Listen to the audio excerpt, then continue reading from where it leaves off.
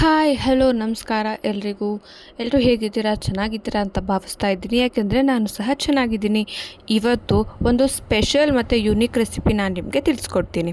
ಇದು ರವೆಯಲ್ಲಿ ಮಾಡ್ಬೋದಾದಂತಹ ಹಪ್ಪಳ. ಇದನ್ನು ಸಂಡಿಗೆ ಅಂತನಾದರೂ ಹೇಳ್ಬೋದು, ಹಪ್ಪಳ ಅಂತ ಆದರೂ ಹೇಳ್ಬೋದು. ಸಂಡಿಗೆ ಥರ ಮಾಡಿ ಹಪ್ಪಳ ಮಾಡೋದು ತುಂಬ ಚೆನ್ನಾಗಿರುತ್ತೆ. ನಾರ್ಮಲಿ ಹಪ್ಪಳ ಮತ್ತು ಸಂಡಿಗೆನ ಸಮ್ಮರ್ ಟೈಮಲ್ಲೇ ಮಾಡೋದು. ಯಾಕೆ ಅಂತ ಅಂದರೆ ಸಮ್ಮರ್ ಟೈಮಲ್ಲೇ ಹಪ್ಪಳ ಸಂಡಿಗೆ ಚೆನ್ನಾಗಿ ಡ್ರೈ ಆಗೋದು. ಬಿಸಿಲು ತುಂಬ ಬರಬೇಕು, ಇಲ್ಲ ಅಂತ ಅಂದರೆ ಮೆತ್ತ ಮೆತ್ತ ಆಗೋದ್ರೆ ಚೆನ್ನಾಗಿರೋದಿಲ್ಲ. ಹಪ್ಪಳ ಸಂಡಿಗೆ ಆಗಿರ್ಬೋದು, ಚೆನ್ನಾಗಿ ಡ್ರೈ ಆದರೆ ಕ್ರಿಸ್ಪಿಯಾಗಿ ಬರುತ್ತೆ. ಅದಕ್ಕೋಸ್ಕರ ನಾವು ಸಹ ಇದನ್ನು ಸಮ್ಮರ್ ಟೈಮಲ್ಲಿ ಮಾಡೋಣ ಅಂತ ಅಂದ್ಕೊಂಡ್ವಿ. ಅದೇ ರೀತಿ ಮಾಡಿದ್ವಿ. ಅರ್ಲಿ ಮಾರ್ನಿಂಗು ಮಾಡ್ತಾ ಇರೋದು, ಒಂದು 6 o'clock ಆ ಟೈಮಲ್ಲಿ, ಮತ್ತು ಬೇಗ ಆಗಿಬಿಡುತ್ತೆ.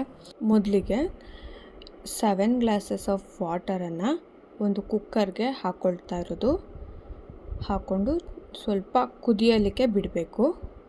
ಒಂದು ಕುದಿ ಬಂದ ಮೇಲೆ ರುಚಿಗೆ ತಕ್ಕಷ್ಟು ಉಪ್ಪನ್ನು ಹಾಕ್ಕೋಬೇಕು, ಅದರಲ್ಲೂ ಕಲ್ಲುಪ್ಪು. ನಂತರ ಚಿಲ್ಲಿ ಫ್ಲೇಕ್ಸು. ಖಾರ ನಿಮಗೆ ಎಷ್ಟು ಬೇಕೋ ಅಷ್ಟನ್ನು ನೋಡ್ಕೊಂಡು ಹಾಕ್ಕೊಳ್ಳಿ. ಖಾರ ಜಾಸ್ತಿ ದಿನ ಸ್ವಲ್ಪ ಜಾಸ್ತಿನಾದರೂ ಹಾಕ್ಕೋಬೋದು. ಒಂದು 8ರಿಂದ 10 ರೆಡ್ ಚಿಲ್ಲಿ ಚೆನ್ನಾಗಿ ಗ್ರೈಂಡ್ ಮಾಡ್ಕೊಂಡು ಹಾಕ್ಕೊಂಡಿರೋದು. ನಂತರ ಒಂದು 2ರಿಂದ 3 ಸ್ಪೂನು ಜೀರಿಗೆ ಹಾಕ್ಕೊಂಡು ಚೆನ್ನಾಗಿ ಕುದಿಯೋದಕ್ಕೆ ಬಿಡಬೇಕು. ಯಾಕೆ ಅಂತ ಅಂದರೆ ಅಷ್ಟು ಇಂಗ್ರೀಡಿಯೆಂಟ್ಸು ನೀರಿನಲ್ಲಿ ಚೆನ್ನಾಗಿ ಹೊಂದ್ಕೋಬೇಕು. ಅದ್ರ ಫ್ಲೇವರು ಚೆನ್ನಾಗಿ ನೀರು ತುಂಬ ಹರಡಬೇಕು. ಉಪ್ಪನ್ನ ಚೆಕ್ ಮಾಡ್ಕೊಳ್ಳಿ. ಸಪ್ಪೆ ಅನಿಸಿದ್ರೆ ಬೇಕಿದ್ರೆ ಆ್ಯಡ್ ಮಾಡ್ಕೊಳ್ಳಿ. ನೋಡಿ, ಇನ್ನೊಂದು ಸ್ವಲ್ಪ ಸಪ್ಪೆ ಇತ್ತು ಅಂತ ಉಪ್ಪನ್ನ ಆ್ಯಡ್ ಮಾಡ್ಕೊಂಡ್ವಿ. ಕುದೀತಾ ಇದೆ. ಚಿಲ್ಲಿ ಪೌಡರ್ ಆದರೂ ಹಾಕ್ಕೋಬೋದು ನೀವು, ರೆಡ್ ಚಿಲ್ಲಿ ಪೌಡರ್ನ, ಅಥವಾ ಒಣಮೆಣ್ಸಿನ್ಕಾಯಿನೂ ಪೌಡ್ರ್ ಮಾಡ್ಕೊಂಡು ಹಾಕ್ಕೋಬೋದು, ನಿಮ್ಮ ಇಷ್ಟ. ಹಸಿಮೆಣ್ಸಿನ್ಕಾಯಿ ಸ್ವಲ್ಪ ಗ್ಯಾಸ್ಟ್ರಿಕ್ ಆಗ್ಬೋದು ಅಂದ್ಬಿಟ್ಟು ಒಣಮೆಣ್ಸಿನ್ಕಾಯಿ ಹಾಕ್ಕೊಂಡಿದ್ದು. ನಂತರ ರವೆಯನ್ನು ಹಾಕ್ಕೊಳ್ತಿರೋದು. ಸ್ವಲ್ಪನೇ ಹಾಕ್ಕೊಂಡು ಸೌಟಲ್ಲಿ ತಿರುಗಬೇಕು. ರವೆ ಏನಂತ ಅಂದರೆ ಸಂಡಿಗೆಗೆ ಈ ಒಂದು ಕ್ವಾಂಟಿಟಿಯಲ್ಲಿ ತೊಗೊಂಡ್ರೆ, ಅಂದರೆ 7 ಗ್ಲಾಸು ನೀರಿಗೆ 1 ಗ್ಲಾಸು ಉಪ್ಪಿಟ್ಟು ರವೆ ಅಥವಾ ಮೀಡಿಯಮ್ ರವೆ ತೊಗೊಂಡ್ರೆ ಸಂಡಿಗೆಗೆ ಹದವಾಗಿರುತ್ತೆ. ಸ್ವಲ್ಪ ತಿಕ್ಕಾಗಿ ಬೇಯೋವರೆಗೂ ಬಿಡಬೇಕು.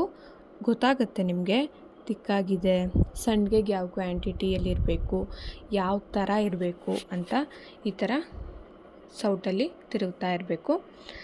ಒಂದು ರೇಂಜ್ಗೆ ಸ್ವಲ್ಪ ತಿಕ್ಕಾದಮೇಲೆ, ಸ್ವಲ್ಪ ಗಟ್ಟಿ ಆದಮೇಲೆ ಸ್ಟವ್ನ ಆಫ್ ಮಾಡ್ಕೋಬೇಕು. ನೋಡಿ, ಗಟ್ಟಿ ಆಗ್ತಾ ಇದೆ, ಗೊತ್ತಾಗುತ್ತೆ ಸಂಡಿಗೆಗೆ ಯಾವ ಥರ ಇರಬೇಕು ಅಂತ. ಆಲ್ಮೋಸ್ಟು ಹಪ್ಪಳದ ರೆಸಿಪಿ ಅಥವಾ ಸಂಡಿಗೆಯ ರೆಸಿಪಿ ರೆಡಿಯಾಗಿದೆ. ಟೆರೆಸ್ಗೆ ಹೋದ್ವಿ. ಹೋಗೋ ಅಷ್ಟರೊಳಗಡೆ 7 o'clock ಆಗಿತ್ತು. ನೋಡಿ, ವ್ಯೂ ಎಷ್ಟು ಚೆನ್ನಾಗಿದೆ. ಒಂದು ಪ್ಲಾಸ್ಟಿಕ್ ಶೀಟನ್ನು ಹಾಕಿ ಅದ್ರ ಮೇಲೆ ಸಂಡಿಗೆ ಏನು ಬಿಡ್ತೀರಾ ಒಂದು ಹಾಫ್ ಸೌಟ್ಗಿಂತನೂ ಕಡಿಮೆನೇ ಹಾಕ್ಬಿಟ್ಟು ಈ ಥರ ಸ್ಪ್ರೆಡ್ ಮಾಡಬೇಕು. ಅದು ಹಪ್ಪಳದ ಶೇಪಲ್ಲಿ ಬರುತ್ತೆ. ಹಪ್ಪಳಕ್ಕಿಂತ ಸಂಡಿಗೆ ಬೇಗ ಪ್ರಿಪೇರ್ ಮಾಡ್ಬೋದು ರೆಸಿಪಿನ. ತುಂಬಾ ಚೆನ್ನಾಗಿರುತ್ತೆ ಮತ್ತು ಈಸಿ. 2 days ಡ್ರೈ ಮಾಡೋದಕ್ಕೆ ಬಿಡಬೇಕು. ಒಂದು ದಿನ ಸ್ವಲ್ಪ ಡ್ರೈ ಆಗಿರುತ್ತೆ, ಬಟ್ 2ನೇ ದಿನ ತುಂಬ ಬಿಸಿಲಿರುತ್ತಲ್ಲ, ಒಂದು 12 o'clock ಮೇಲೆ ಹಾಕ್ಬಿಟ್ಟು ಒಂದು ಈವ್ನಿಂಗ್ವರೆಗೂ ಒಣಗೋದಕ್ಕೆ ಬಿಟ್ಟರೆ ಕ್ರಿಸ್ಪಿಯಾಗಿ ಸಕ್ಕತ್ತಾಗುತ್ತೆ. ನೋಡಿ, ಈ ಥರ ಕಂಪ್ಲೀಟ್ ಶೀಟ್ ಆಯಿತು. ಎಷ್ಟು ನೀಟಾಗಿ ಕಾಣಿಸ್ತಾ ಇದೆ ನೋಡಿ. ಇದು ಹಪ್ಪಳ ಥರನೇ ಇರುತ್ತೆ, ಸಂಡಿಗೆ ಶೈಲಿಯಲ್ಲಿ.